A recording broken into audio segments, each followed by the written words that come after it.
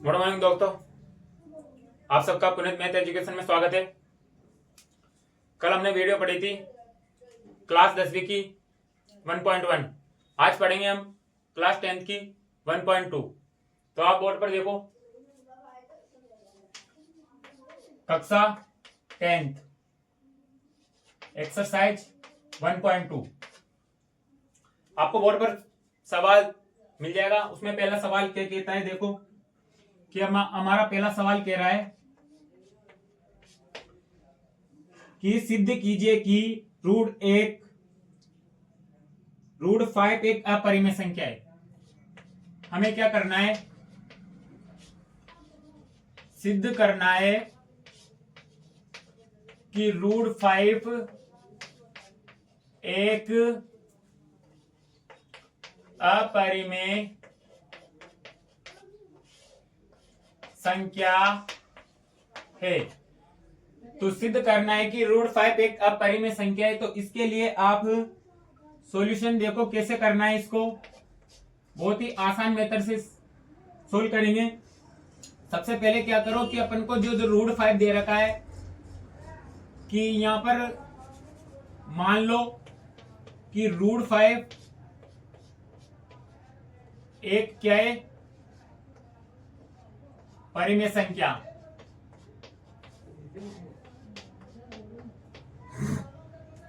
Root 5 एक परिमेय संख्या मान ली हमने।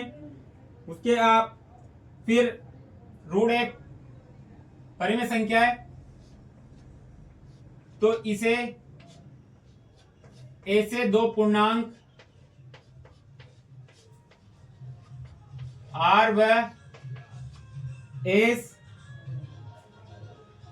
ऐसे दो पूर्णांक आर व एस ले सकते हैं, जहां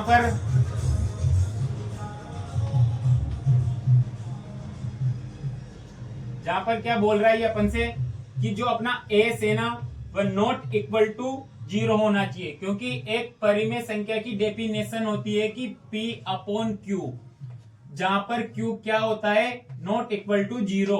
तो हमने इसको P को तो क्या लेके माना है, ऐसे पूर्णांक है जो, तो इसको R लिया और इसको S लिया है। तो अपने यहां पर S भी क्या होना चाहिए, नॉट इक्वल टू 0 होना चाहिए।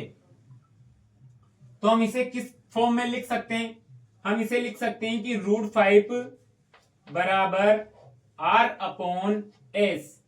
इसमें लिख सकते हैं क्योंकि रूट 5 अपन ने क्या मानी है, एक परिमेय संख्या मानी है। तो रूट 5 को हम परिमेय की फॉर्म में लिखेंगे। परिमेय की फॉर्म में लिखने के बाद आपको याद होना चाहिए कि जो इसका अपन इसको जो P अपॉन Q के रूप में विभाजित कर रहे हैं ना, तो इसका मान क्या आ रहा है, अपने रूट 5 आ रहा है। तो ये रूट 5 अभी क्या लेके चल रहे हैं हम, परिमेय संख्या। तो आप इसका R और S, जो अपन को R और S दे रखा है, इसका एक उभयनिष्ठ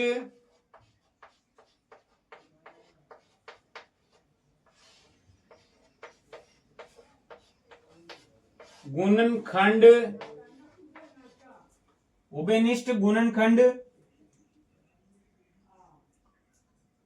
उभयनिष्ठ गुणनखंड से क्या करेंगे अपन, उभयनिष्ठ गुणनखंड से अपन इसको याद करेंगे कि गुणनखंड से R और S, R और S, इसको क्या करेंगे, इसको विभाजित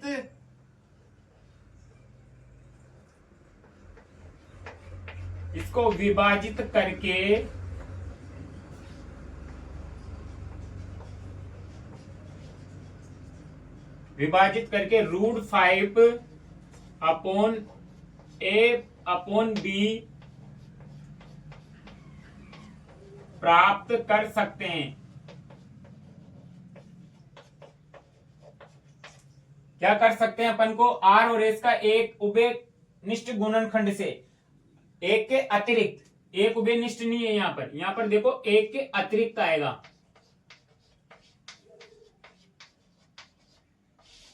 एक के अतिरिक्त उभयनिष्ठ गुणनखंड से हम r और s को विभाजित करके √5 बराबर a/b प्राप्त कर सकते हैं।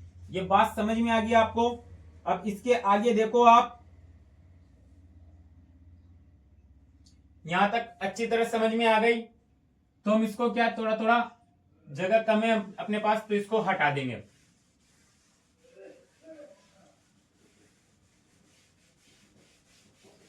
आपने नोट कर ही लिया होगा। अब हमने जो माना था कि √5 a/b प्राप्त कर सकते हैं, ये अपन ने माना था। और जहां पर a और b क्या है, सहअभाज्य। a और b क्या है, यहां पर सहअभाज्य। तो अपन लिख सकते हैं कि जैसे कि ये अपन ने माना था, इस b को आप इधर लाओ और इस a को इधर ही रहने दो। अब इन दोनों पक्षों का क्या करो, वर्ग। दोनों पक्षों का वर्ग करने पर यहां पर b तो स्क्वायर में आ जाएगा, और √5 पे अपन स्क्वायर लगाएंगे तो रूट हट के 5 आ जाएगा, और ये अपने यहां पर a/a² बन जाएगा। इसके बाद हम कह सकते हैं कि b² इंटू 5 बराबर a²। आप इसको इक्वेशन 1 डाल सकते हो। इसके बाद अपन कह सकते हैं कि ये इसको 1 डाल दिया कि जिस प्रकार 5 a को विभाजित करता है, 5 a² को विभाजित करेगा,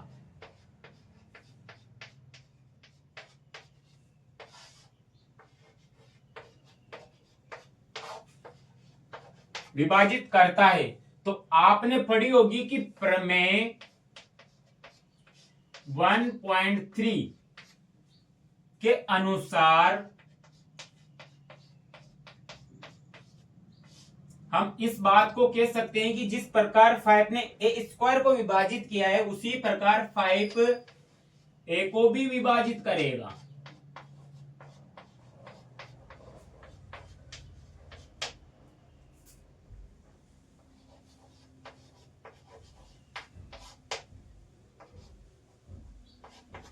ये बात समझ में आ गई आपको।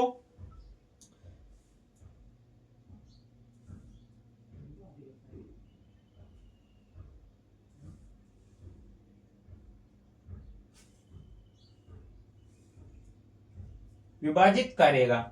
उसके बाद अपन आगे देखते हैं।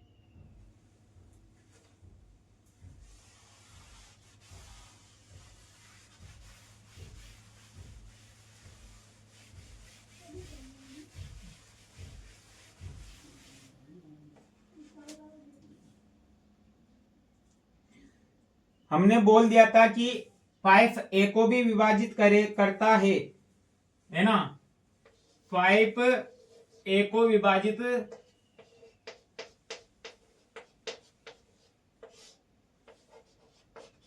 करता है, इसको आप इक्वेशन 1 नहीं 2 डाल लो। उसके बाद हम मानते हैं कि 5 a को विभाजित करेगा, तो आप a बराबर 5c लेके देखते हैं, एक और पूर्णांक लेके देखते हैं जहां पर c क्या है, एक पूर्णांक है। अगर ये इसको विभाजित कर रहा है तो ये तो इसको भी विभाजित करेगा। अब a का मान हम समीकरण 1 में रख देंगे। a का मान जो अपने समीकरण 1 बनी थी उसमें रखेंगे।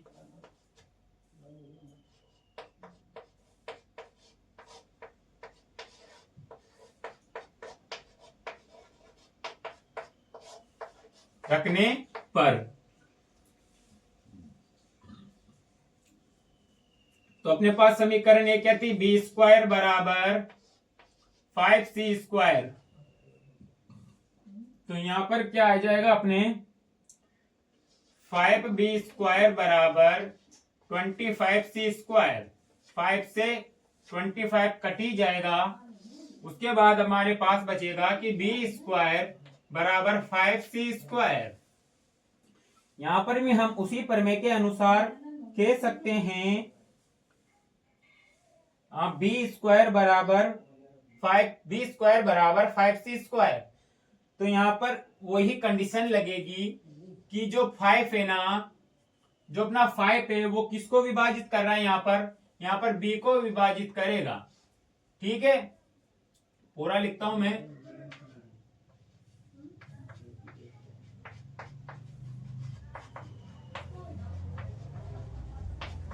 करेगा उसी प्रकार आप, जिस प्रकार हमने वहां पर पहले किया था कि इसको ये विभाजित करेगा, तो 5b को भी विभाजित करेगा। यही तो हमने पिछली उसमें बोला था, प्रमेय के अनुसार 5b को भी विभाजित करेगा।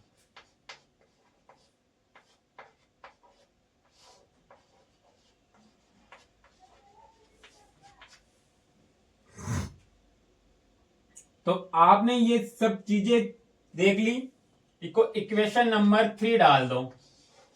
ठीक है, अब आगे देखो,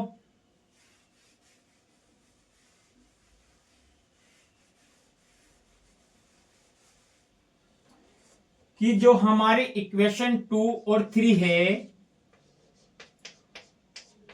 उससे हम कह सकते हैं कि a और b कम से कम, कह सकते हैं कि जो अपने पास इक्वेशन 2 और 3 है ना, उससे हम कह सकते हैं कि a और b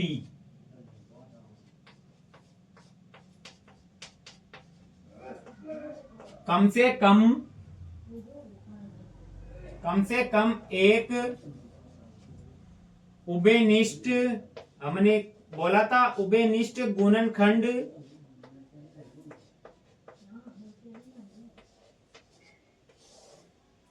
गुणनखंड 5 है। परंतु इस तथ्य का तो क्या विरोधाभास हो गया, परंतु ये क्या है, विरोधाभास। तो हम कह सकते हैं कि जो हमारे a और b है ना, वो क्या है, अविभाज्य है। क्या है, a और b अविभाज्य है, अविभाज्य है। तो यानी कि इसके अलावा a और b अविभाज्य है, तो एक के अतिरिक्त अन्य कोई उभय खंड तो नहीं है। तो यहां कह सकते हैं कि एक के अतिरिक्त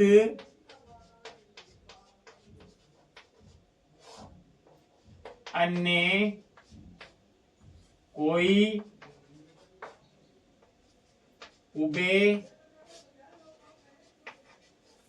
उभयनिष्ठ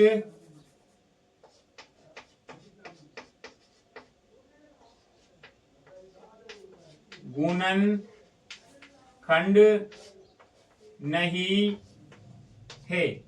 क्योंकि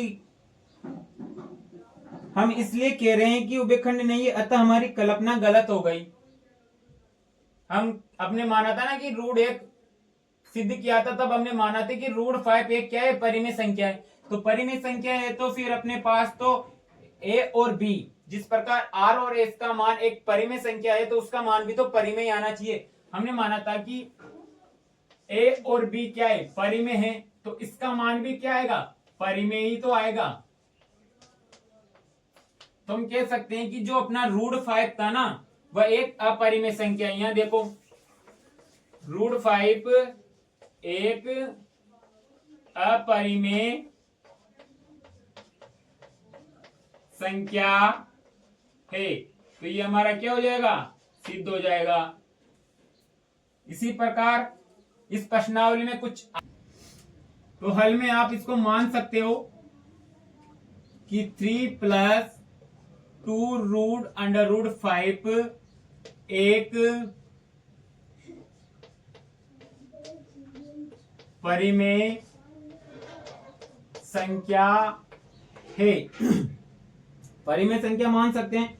तो परिमेय संख्या मान ली हमने, तो इसको लिख सकते हैं अपन 3 + 2√5 = a/b, p/q के रूप में लिख सकते हैं। तो यहां पर आप लिख सकते हैं कि a और b क्या है, अपने पास पूर्णांक है। अब इस 3 को उधर लेके जाओ तो आप ये बन जाएगा 3/b, a/b - 3 = 2√5 ये बन गया।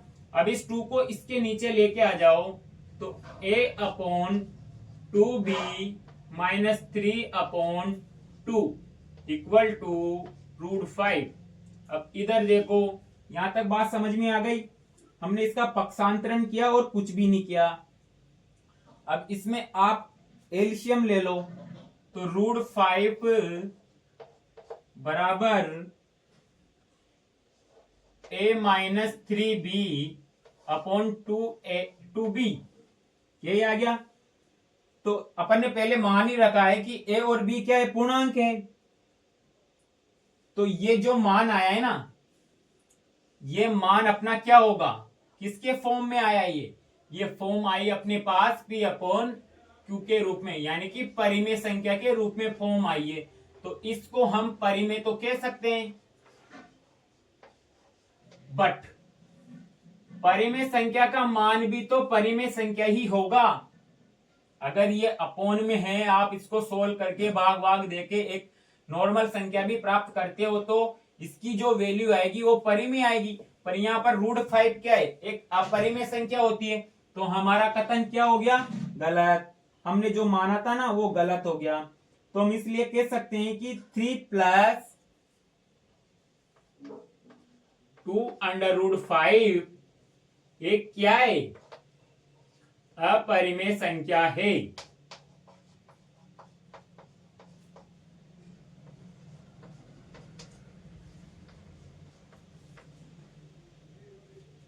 क्या है, √3 + 2√5 एक परिमेय संख्या है।